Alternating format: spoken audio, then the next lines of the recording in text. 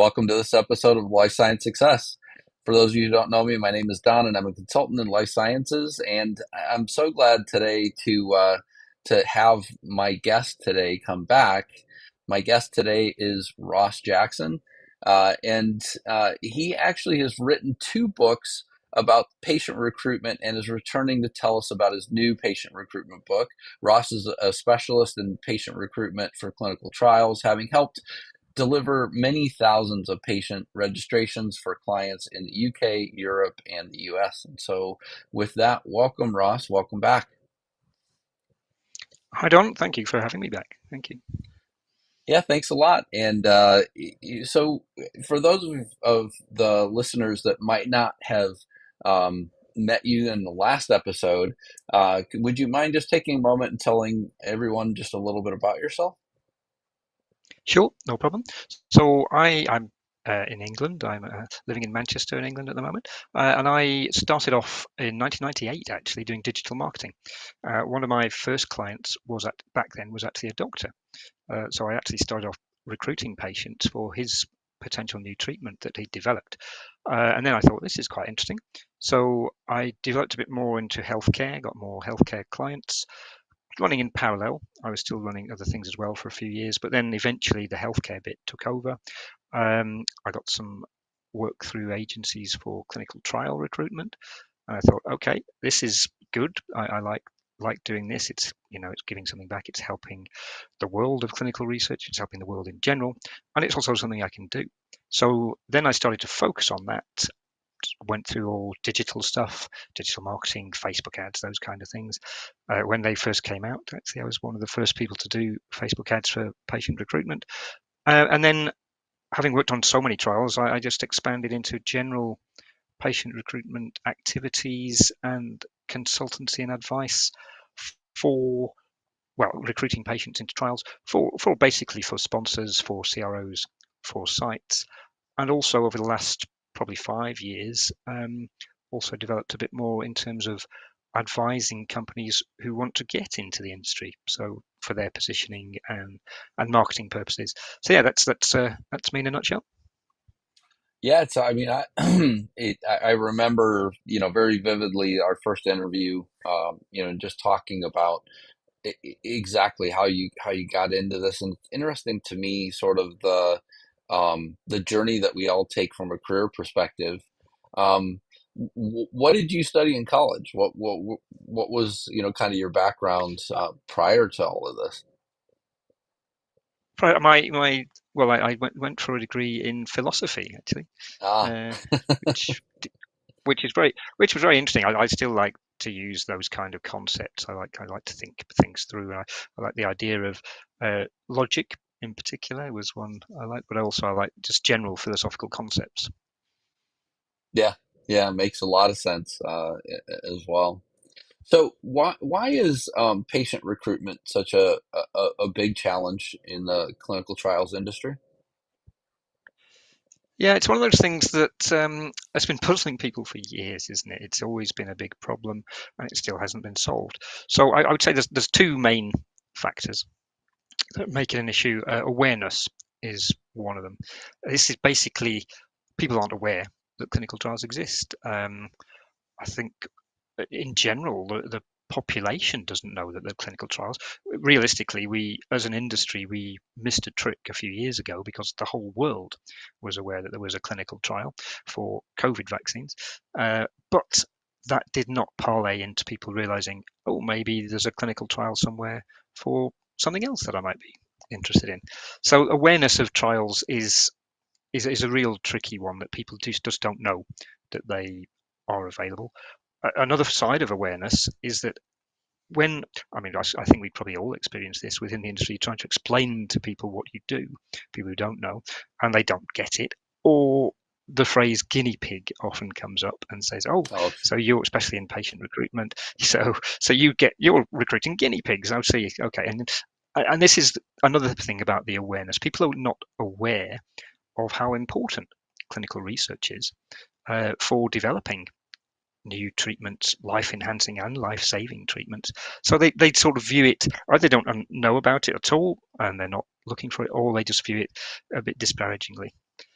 The other side of it, aside from awareness, I would say that the other big issue, there's plenty of issues, but the two big ones, awareness and access.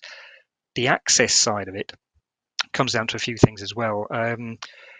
Clinical trial eligibility criteria, the protocols that people put together for inclusion exclusion criteria, are often so strict that realistically the sponsor is looking for super beings who have no Mm, comorbidities or anything at all, people who actually don't exist. Um, so the eligibility criteria does actually limit the access for people. I know there are reasons for it, but we'll perhaps come on to this a little bit later, how you might be able to change some of those things. And the other one is just access to the trial itself. The majority of trials are still run in the traditional format, where you go to a research site and you do, all the trial operations are administered there. You have to attend several visits throughout the period of the trial, and it's just difficult if you don't live near to a site, within easy traveling distance. You don't have access to it. If you can't get time off work, the sites are not always open at convenient times. You have to you have to go there. You spend a lot of your own time. You don't get paid often, or it's not very much. So there's a big problem there of people with access to it, which is why I think often you end up with the same type of people attending trials, older people who perhaps have more time and more spare resource who can do it. mm.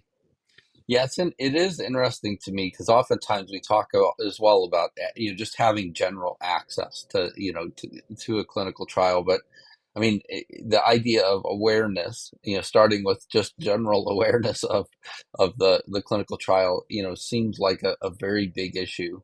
And then Mm. once you have people on the clinical trial, is that another major issue that just keeping people involved as well in the clinical trial itself? Yep, I would say that the two biggest problems facing clinical trials in general are recruiting patients and retaining them. So keeping people on the trial, retention of patients is probably the second biggest problem facing the industry in some respects at least. And I think the main factor there is the burden of Mm, participation. So, as I've said, most trials are still the traditional format, so you have to attend the research site. Now, that's tricky. It can be difficult to get the time to do it. You might have to be traveling for ages. Sometimes you're away for the whole day just to go. It's a burden when you get there. Blood draws, all sorts of things like that happen, and most of these people are patients, so they actually are living with a particular condition anyway. So on top of the condition they're living with, they then have this extra burden. You may be fatigued and not want to attend the actual site trial visit one particular day. The expense of it, you may not, you might get expenses to cover it. In fact, you probably will, but again, that's not always an easy process. I know some trials will put you up in a hotel and et cetera. But do people really want to do that? Some people will, but not everyone. So that's an issue. I think that the burden of participation is the primary problem with retaining patients. There are obviously reasons, people drop out of trials for very normal reasons, and people should be allowed to drop out of trials. But we should be doing as much as we can to make it as easy as possible for people to stay in the trials. Treating them with respect is another factor here. Just when people come in, they are giving of their time, their physiology to try and make this trial, at least the trial a success, maybe the treatment a success. So they should be treated with respect as the key people within the process.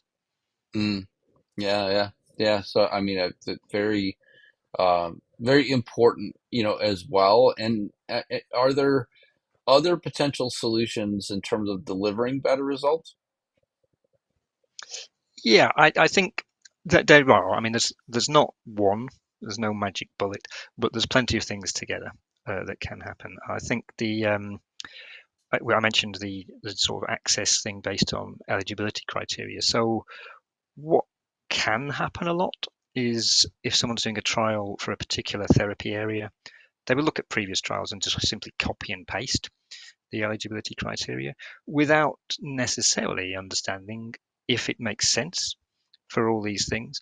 I've worked on plenty of type 2 diabetes trials where, they need a very low BMI, and it's almost self-defeating Mm. in one respect. You're thinking, right, okay, all the people who you want will not qualify on this particular criteria.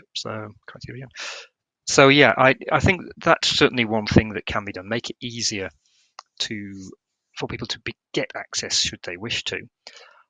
In terms of another thing about access is not having it hosted at the research site necessarily. I know DCT, decentralized trials, was the massive buzzword at the start of the pandemic, and it started before that, obviously, but became much more prevalent a few years ago, and it's died down a bit now. But I think the buzz has, at least. The reason for that is that people were so focused on the tech Mm. enablement side of DCTs, like all these wearables and all those kind of things. Whereas realistically, decentralized trials, it's a concept. It's basically about being able to administer a trial without it having to be centered on the research site. And that's all it means. You don't have to have tech for that. You can have nurse visits, mobile research sites, all those kind of things.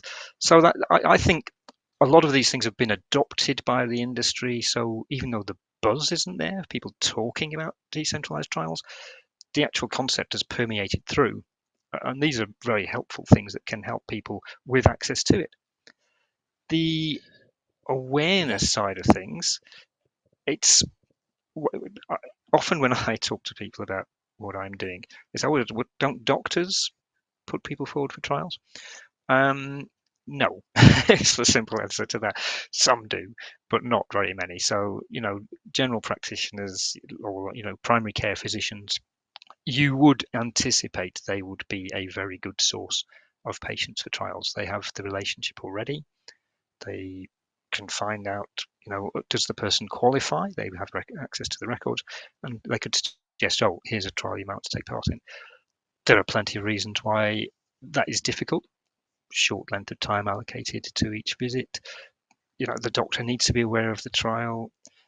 There are issues there, but if we could get more doctors involved in clinical research and actually believing it's a good thing, not all of them do, of course, but certainly I think a lot of them would if we could persuade them that it was useful. Get more doctors involved, that would increase awareness. I still work on plenty of trials where, well, I don't work on them particularly, but I come across them at the start of when I start working on them that are not doing anything in terms of digital outreach. And Mm. in the 21st century, it makes no sense at all not to have some sort of web presence for the trial. There are lots of other things involved, rare diseases, but getting that awareness through doctors, through the internet, through community groups, through patient groups, these are things that will help to make people understand, there are trials I can participate in. It's a good thing to participate in trials. And actually, I do qualify because the access criteria is not that bad, the eligibility criteria. So I think these are the things we should be focusing on to try and get more people participating in research. Very good. So, maybe we should start by going back first in terms of your first book, and then we could talk a little bit Yeah. about the second book and why now. But in terms of the first book, can you tell people just a little bit about what your first book was about and how it kind of came about as well? Called patient recruitment for clinical trials using Facebook ads. So it does exactly what it says. It's I'd been working with Facebook ads to recruit patients to promote clinical trials for several years, and I realised there was no book around about it. I also realised that the majority of trials were not using this digital outreach method, and actually it was very successful. I think of the organisations that do digital outreach through advertising, Facebook is probably even still at least 50, 60, sometimes 70+% in terms of the number of patients they recruit. So a lot Mm. of people were not using this, didn't know that you could. I still come across people who say, oh, you mean you can advertise on Facebook and target by location? So I was just trying to put all those thoughts down into a book that was easy to access. Um, People could read it and research sites if they had a bit of a budget. They could say, right, well, I can do this myself. And other people within the industry, just to make them aware that it was a useful thing to be doing, a very valuable and valid source of potential patients for trials. And yeah, I put it together, put it out there. It's still the only one, as far as I know, that focuses on Facebook ads in particular. And yeah, every trial I work on, it it's often a big element to have Facebook advertising involved. Yeah, I mean, I think it's an important thing, and whether you're recruiting, um, a specific targeted audience, or you're recruiting, across a certain age group, or individuals that do certain things. Um, the all of those things can be filtered inside of Facebook, which has an amazing amount of data about what we do, and what Yeah. sort of things that we constantly talk about. So there, it is a great tool from that standpoint. So in terms of the Oh, current oh, book, for sure. And I think with yeah, yeah. go ahead. No, no, please, please. I was going to say, I think the other thing that's happening with Facebook, of course, is it's going to get easier and easier to use it for people who just want to, with the use of AI, which is going to come in even more, artificial intelligence, being able to actually prompt Facebook to say, right, I am looking for this type of people to qualify for a clinical trial. Facebook will then be able to interpret that and spit it out back to you, saying, right, these are the type of ads that have been successful in the past. It's not happening tomorrow, this, and it's not happening probably not exactly like that in the next year or two, but that is the direction of travel, and that will make it easier but also more effective for recruiting patients. Won't it be interesting? I mean, so from that standpoint, won't it be interesting to be able to say, I need a diverse clinical trial population, right? And um, hopefully the AI would understand without some of our human biases, and Yeah, and be able to I, provide I, you a very I clear agree. population.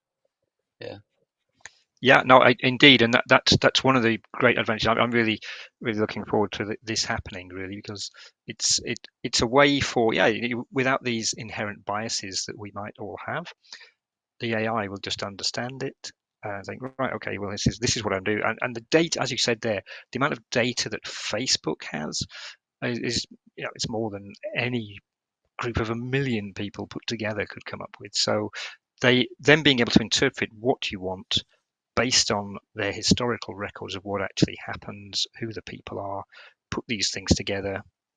It should be very effective. It's already very effective. Should be even more effective. right, right. So tell us about your new book. Why did you write this book, and Yeah, why now?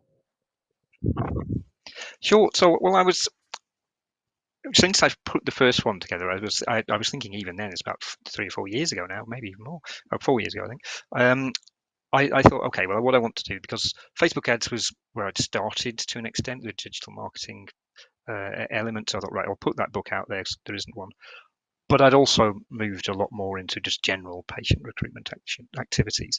So I thought, right, this is what I want to put together now. It's a book about the landscape of patient recruitment. So looking at the stakeholders, what the problems are, putting forward some potential solutions.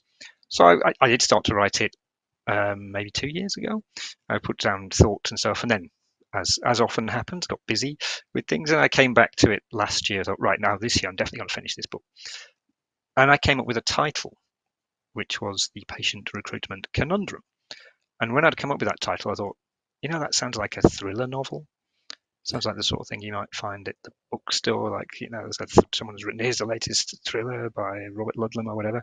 Um, So I thought, that's an interesting idea. So I then started to play around with writing the stuff I'd put together in a fictional way, and it just carried on like that. So the book is actually it's a fictionalized overview of the landscape of patient recruitment, featuring the central character is called Josh Black, who is a puzzle solver, and he is recruited to solve the puzzle of patient recruitment, the patient recruitment conundrum. He works through all the bases, so it covers all the different stakeholders, everything involved. Looks at all the problems. There's a series of conversations with different people to find out what the issues are. Josh has a sidekick called Max Donovan, who I brought in. And I thought, okay, this is another way to bounce ideas around and get it out there so that people might understand it a bit. And yeah, I released it the end of towards the end of last year, September, I think it was. And lots of people, I had advice from other people. I've got some feedback from people in the industry about various sections to make sure I was not saying anything stupid or, this couldn't possibly happen in that way. And I got it all together, and people have been very favourable, reacted very favourably towards it. I've been told many times that it's a great way to get the learning across in a way that is not like a dry textbook. People will follow the story, and then the ideas seep in, and they understand it. And yeah, so I'm very pleased with the way it's come across. Yeah. It's got to be I've always wondered how stories are written, right? Because whenever you have characters and they sort of interweave Yeah. throughout the story, I mean, it's not something that I could see myself, writing at any point in time, because keeping track of characters and the storyline and all of that is not something that I feel like I would be very good at. But I do enjoy, obviously, a good story as well. Was it a Yeah. Well, challenge to write I from that like to write. aspect? Well, it was to an extent. I mean, I like to write fiction anyway, so it's a hobby of mine, writing stories. So I thought that's quite interesting. I'll combine these two things, and it was a challenge, especially it could just have been a load of information put forward, and you could just say, "So, Josh, tell me about this," and someone says, "Blah blah blah blah blah." So I thought, let's try and make it a bit more interesting. So I tried to vary the settings and get the questions backwards and forwards, and actually, people interjecting with different thoughts, maybe querying what's just been said. So, and also, it's set in. They travel from London to, I think, Las Vegas and back. So there's a few different things in there. I thought, as it's a thriller, we may as well try and get it a bit James Bond like. I actually called my character Josh Black because James Bond, or Jason Bourne, or Jack Bauer. But anyway, so yeah, so I thought, yeah, it was a challenge to do it, but because I've done it a few times where I've read lots of books about writing stories as well, and so I thought, right, okay, let me use that knowledge that I've got about writing fiction, try and put it in here, and get it all to work together. And as the story developed, different elements came came up. I thought, oh, that's taking it in a slightly different direction, so I can write something else about this. So it was fun to do. But yeah, it was not it wasn't it probably took a bit longer than it would have done had I just written it as a textbook, because I could have just got right research sites, CROs, etc., etc. But but yeah, it was more fun writing it the way I did. And I would ask this of anybody that's a fiction author, because I feel like each one of the authors have to, in some way, weave their own personality into things. So, are you more like Josh Black, or are you more like Max Donovan? Oh, yeah, I think that's a fair point. That if anyone who creates characters is probably putting an element of themselves into each one. There's actually a character in the book called Ross Johnson, who I just put in as a joke, as like my Ross Jackson. So, but he's a British patient recruitment specialist. But yeah, so I think Max is American, Josh is British, so perhaps I'm more like Josh in that way.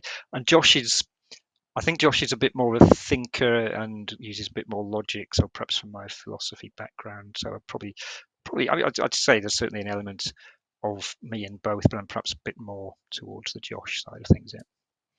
Very good. So, there are a few questions that I want to ask you, and some of them you've answered before. So, the first one is, what is the greatest leadership advice that you've ever received? Yeah, leadership advice. Okay. So I think for me, what's good about leadership is taking your ego out of it. It's been difficult, I think, for me to learn that over the years, but think I have learned it now. Especially as a consultant advisor, it's always about, well, here's my idea, here's my idea. What I've realized over 20 years or so is actually, yeah, you can nudge people along, but you're better off creating an environment where they come up with good ideas. I mean, they may come up with the same idea, or you may be able to nudge them into the idea that you want them to head for. But you don't want to be saying, "Oh, that's my idea." It's not like your own ego trip. It is about helping the end result. And sometimes the end result comes about because someone has a better idea. So if you Mm, you foster that environment where people can put forward their own ideas and think about things and bounce ideas back, especially with the leader or with the consultant, that's usually going to deliver the better results than simply going in and saying, right, this is my idea, and then I think when in the early days of my career, I'd probably get a little bit frustrated that I wasn't being recognised for having had the idea in the first place. But I've come to realise that that doesn't matter at all. What really mm. matters is that the end result is better for you having been in it. And I think that the leadership part there is about stepping back and allowing other people to do good work. Yeah, it's interesting to me. I was just working with a team yesterday, and one of the things that I had said to them at dinner last night was the same thing. It was I can't wait to see what you do with this next, right? So have Yeah, them take the idea and kind of continue it forward. Is something that I enjoy as well because it's almost like a an acknowledgement of just the things that have been shared and things like that. So yeah, yeah, very valuable. So I've asked you these three questions before, but I think it's important to come back and see if there's anything that's new from your perspective. The first question: what inspires you? yeah. Inspires me. Okay, so I think I'm thinking of two different areas here. So in the industry, the things that inspire me are the people like yourself and others, the people who do great work, the people who are dedicated to actually achieving new treatments, new life-saving, life-enhancing treatments. The people who like dedicate their lives and their time, and actually are really committed to making sure things go well. I think outside of the industry, there's an opinion that it's all profiteering. Big pharma is terrible. All they want to do is they profit from people's misery. I've never met anyone like that within the industry at all. Um, Everybody I know in the industry is dedicated to it. Sure, you want to make money, but what you want to really do is have people's lives be improved by what you're doing. So, and that's an inspiring thing. The people, all the fantastic, dedicated people within the industry. I think just in general, um, the sort of I'm inspired by people who continue to do great things on and on and on. I'm a big music fan, and the Rolling Stones released a new album last year, and it's widely regarded as one of their best since the 60s. And you think these guys are in their 80s and they're still creating great music. They don't need to work or anything, but they're still doing it, and it still fires them up to do it. I think, yeah, this is good. These are the people I want to take my inspiration from and continue to be like that. Hmm, very good. Thank you for sharing that. What concerns you? Um, okay, again, so two different aspects. So within the industry, I can't help but be concerned by, that the patient recruitment is a problem. Large number of trials that simply don't recruit enough patients to be able to prove whether the trial worked or not. Well, the trial will work, but whether the treatment works or not.